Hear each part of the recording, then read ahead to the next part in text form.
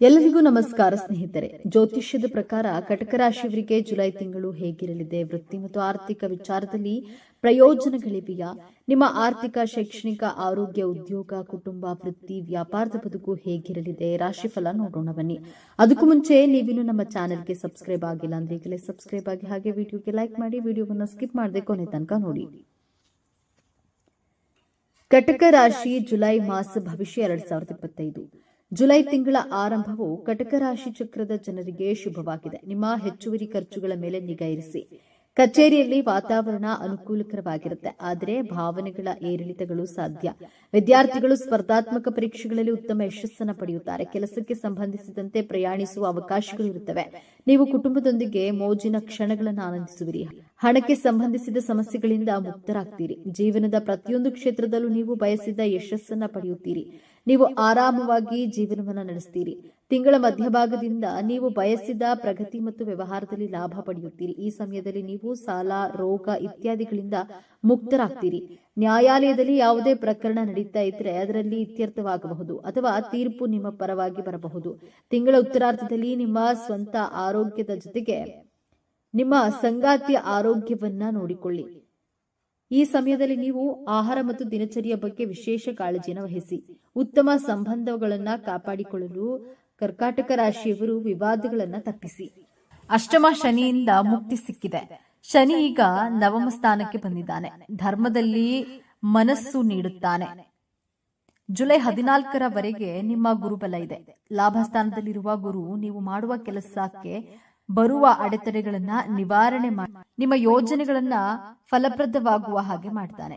ಮನಸ್ಸಿಗೆ ಆಹ್ಲಾದ ಎನಿಸುತ್ತದೆ. ನಿಂತು ಹೋದ ಕೆಲಸ ಕಾರ್ಯಗಳಿಗೆ ಚಾಲನೆ ಪಡೆದುಕೊಳ್ಳುತ್ತೆ. 9ನೇ ಮನೆಯಲ್ಲಿ ಶನಿಯ ಜೊತೆ ಶುಕ್ರ, ರಾಹು ಇರೋದು ಕೂಡ ನಿಮಗೆ ಲಾಭಕರವೇ ಆಗಿದೆ. 20ರ ನಂತರ ರಾಹು 8ನೇ ಮನೆಗೆ ಪ್ರವೇಶವಾಗ್ತಾನೆ. ಪಾಪ ಗ್ರಹಗಳು 8ನೇ ಮನೆಯಲ್ಲಿದ್ರೆ ತೊಂದರೆ ಇಲ್ಲ. ಕೇತು 2ನೇ ಮನೆಗೆ ಬರ್ತಾನೆ. ಕೌಟುಂಬಿಕವಾಗಿ ಕೊಂಚ ಅಶಾಂತಿ ಇರುತ್ತದೆ. ಆರ್ಥಿಕ ಸ್ಥಿತಿ ಕರ್ಕಾಟಕ ರಾಶಿಯವರಿಗೆ ಈ ತಿಂಗಳು ಹಣಕಾಸಿನ ವಿಚಾರದಲ್ಲಿ ತುಂಬಾ ಉತ್ತಮವಾಗಿರುತ್ತೆ. ಈ ಅವಧಿಯಲ್ಲಿ ನೀವು ಅನೇಕ ವಿಧಾನಗಳ ಮೂಲಕವಾಗಿ ಆದಾಯ ಮತ್ತು ಹಣವನ್ನ ಪಡೆಯುತ್ತೀರಿ. ಸಂಪತ್ತಿನ ಹೆಚ್ಚಳ ಮತ್ತು ನಿಮ್ಮ ಆರ್ಥಿಕ ಸ್ಥಿತಿಯನ್ನು ಬಲಪಡಿಸೋದ್ರಿಂದ ನಿಮ್ಮ ಸಾಮಾಜಿಕ ಪ್ರತಿಷ್ಠೆ ಹೆಚ್ಚಾಗುತ್ತೆ. ಆದರೆ ಆರ್ಥಿಕ ವಿಚಾರಗಳ ಬಗ್ಗೆ ಸ್ವಲ್ಪ ಕಾಳಜಿನ ವಹಿಸಬೇಕಾಗುತ್ತೆ. ಯಾಕಂದ್ರೆ ಈ ಅವಧಿಯಲ್ಲಿ ಹಣದ ನಷ್ಟವಾಗಬಹುದು. ಆದ್ದರಿಂದ ಹಣಕಾಸಿನ ವಿಚಾರಗಳ ಬಗ್ಗೆ ಯೋಚಿಸದೆ ಯಾವುದೇ ಹೆಜ್ಜೆನ ಇಡಬೇಡಿ. ತಿಂಗಳ ಮಧ್ಯದಲ್ಲಿ ಖರ್ಚುಗಳು ಸ್ವಲ್ಪ ಹೆಚ್ಚಾಗಬಹುದು, ಆದ್ರೆ ಚಿಂತಿಸಬೇಡಿ. ಯಾಕಂದ್ರೆ ವೆಚ್ಚಗಳ ಹೆಚ್ಚಳದೊಂದಿಗೆ ಆದಾಯವೂ ಹೆಚ್ಚಾಗುತ್ತೆ. ಈ ಸಮಯದಲ್ಲಿ ಹಣದ ನಷ್ಟದ ಸಾಧ್ಯತೆಯೂ ಇದೆ. ಆದ್ದರಿಂದ ಹೂಡಿಕೆ ಯೋಜನೆಯಲ್ಲಿ ಜಾಗರೂಕರಾಗಿರಿ. ಒಟ್ಟಾರೆಯಾಗಿ ಈ ತಿಂಗಳು ಕರ್ಕಾಟಕ ರಾಶಿಯವರಿಗೆ ಆರ್ಥಿಕವಾಗಿ ಉತ್ತಮವಾಗಿರುತ್ತೆ.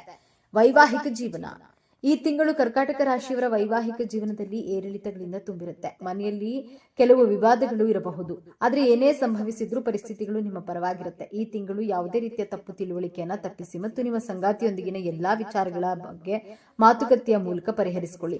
ಈ ತಿಂಗಳು ಸಂಗಾತಿಯ ಆರೋಗ್ಯದಲ್ಲಿ ಕುಸಿತವಾಗಬಹುದು, ಆದ್ದರಿಂದ ಅವರ ಆರೋಗ್ಯದ ಬಗ್ಗೆ ಕಾಳಜಿಯನ್ನು ವಹಿಸಿ.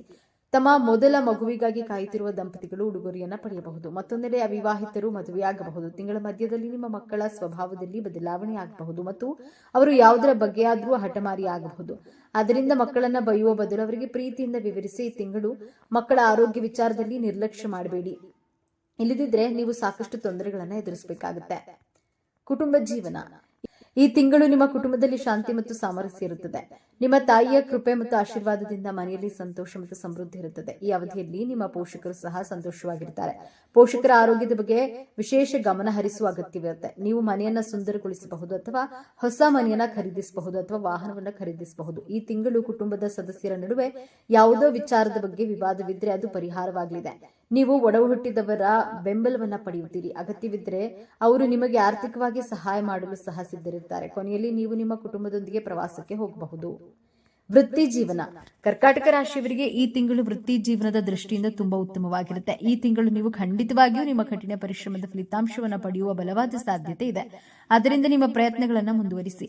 ನಿಮ್ಮ ವೃತ್ತಿ ಜೀವನಕ್ಕೆ ಅತ್ಯಂತ ಮುಖ್ಯವಾಗಿರಲಿದೆ. ಈ ಅವಧಿಯಲ್ಲಿ ನಿಮ್ಮ ಉದ್ಯೋಗ ಅಥವಾ ವ್ಯವಹಾರದಲ್ಲಿ ನೀವು ಒಳ್ಳೆಯ ಸುದ್ದಿಯನ್ನ ಪಡೆಯಬಹುದು. ಉದ್ಯೋಗಸ್ಥರಿಗೆ ಬಡ್ತಿ ಮತ್ತು ವೇತನ ಹೆಚ್ಚಳ ಮತ್ತು ಉದ್ಯಮಿಗಳಿಗೆ ಲಾಭಗಳ ಸಾಧ್ಯತೆ ಇದೆ. ನೀವು ಇತರ ವ್ಯವಹಾರಗಳಲ್ಲಿಯೂ ಕೂಡ ನಿಮ್ಮ ಸಾಮರ್ಥ್ಯವನ್ನು ಪ್ರಯತ್ನಿಸುವ ಸಾಧ್ಯತೆಗಳಿವೆ. ಇದು ನಿಮಗೆ ಉತ್ತಮ ಫಲಿತಾಂಶಗಳನ್ನು ನೀಡುತ್ತೆ.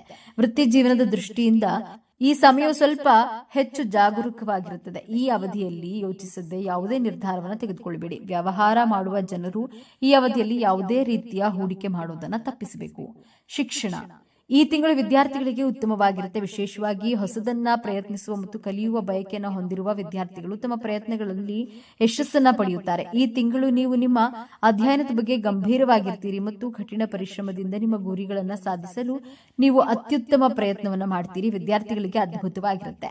ನಾಗರಿಕ ಸೇವೆಗಳು, ಎಂಜಿನಿಯರಿಂಗ್, ವೈದ್ಯಕೀಯ ಮತ್ತು ನಿರ್ವಹಣೆಯಂತಹ ಪರೀಕ್ಷೆಗಳಿಗೆ ತಯಾರಿ ನಡೆಸುತ್ತಿರುವ ಜನರು ಈ ಅವಧಿಯಲ್ಲಿ ಕೆಲವು ಉತ್ತಮ ಯಶಸ್ಸನ್ನು ಪಡೆಯಬಹುದು. ಆದ್ದರಿಂದ ನಿಮ್ಮ ಪ್ರಯತ್ನಗಳನ್ನು ಮುಂದುವರಿಸಿ. ಉನ್ನತ ಶಿಕ್ಷಣಕ್ಕಾಗಿ ವಿದೇಶಕ್ಕೆ ಹೋಗಲು ತಯಾರಿ ನಡೆಸುತ್ತಿರುವಂತಹ ವಿದ್ಯಾರ್ಥಿಗಳು ಈ ತಿಂಗಳು ವಿಶ್ವದ ಕೆಲವು ಪ್ರತಿಷ್ಠಿತ ಶಿಕ್ಷಣ ಸಂಸ್ಥೆಗಳಲ್ಲಿ ಪ್ರವೇಶವನ್ನ ಪಡೆಯಬಹುದು. ಇದು ನಿಮ್ಮ ವೃತ್ತಿ ಜೀವನಕ್ಕೆ ಉತ್ತಮ ಅವಕಾಶವಾಗಬಹುದು.